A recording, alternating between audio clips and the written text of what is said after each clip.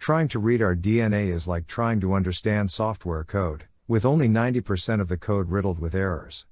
It's very difficult in that case to understand and predict what that software code is going to do. The lessons of history would suggest that civilizations move in cycles. You can track that back quite far: the Babylonians, the Sumerians, followed by the Egyptians, the Romans, China. We're obviously in a very upward cycle right now, and hopefully that remains the case. But it may not. When something is important enough, you do it even if the odds are not in your favor. SpaceX has the potential of saving the US government $1 billion a year. We are opposed to creating an entrenched monopoly with no realistic means for anyone to compete. My proceeds from the PayPal acquisition were $180 million. I put $100 million in SpaceX, $70 million in Tesla, and $10 million in SolarCity. I had to borrow money for rent. Over time, I think we will probably see a closer merger of biological intelligence and digital intelligence. Rockets are cool. There's no getting around that. I think it would be great to be born on Earth and die on Mars. Just hopefully not at the point of impact. If you had to buy a new plane every time you flew somewhere, it would be incredibly expensive.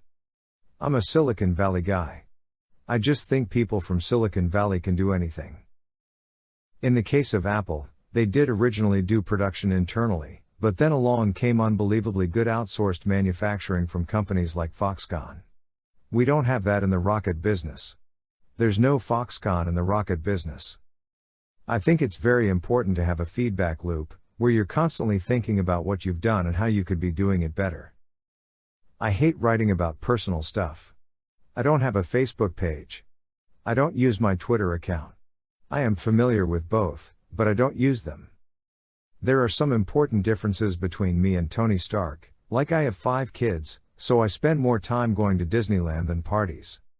From an evolutionary standpoint, human consciousness has not been around very long. A little light just went on after 4.5 billion years. How often does that happen? Maybe it is quite rare.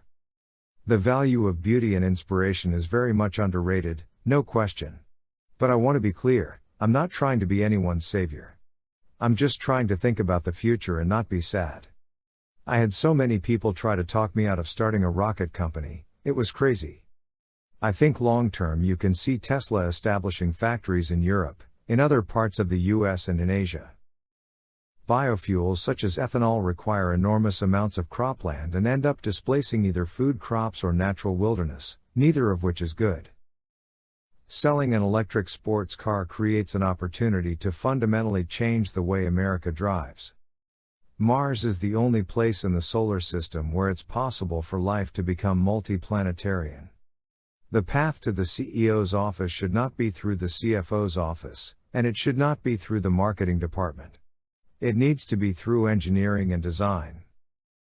I think we are at the dawn of a new era in commercial space exploration. Tesla is becoming a real car company. I would like to die on Mars. Just not on impact.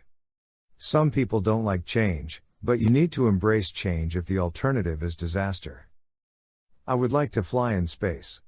Absolutely. That would be cool.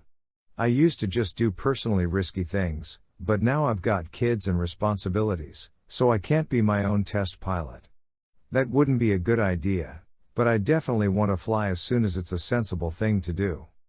I'm reasonably optimistic about the future, especially the future of the United States, for the century, at least. A Prius is not a true hybrid, really. The current Prius is, like, 2% electric. It's a gasoline car with slightly better mileage.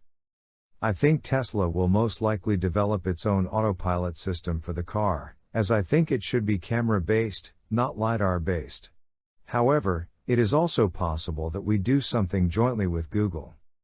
Some companies out there quote a start of production that is substantially in advance of when customers get their cars. Land on Mars, a round-trip ticket, $500,000. It can be done. I tend to approach things from a physics framework. And physics teaches you to reason from first principles rather than by analogy. It is theoretically possible to warp spacetime itself, So you're not actually moving faster than the speed of light, but it's actually space that's moving. If you think back to the beginning of cell phones, laptops, or really any new technology, it's always expensive.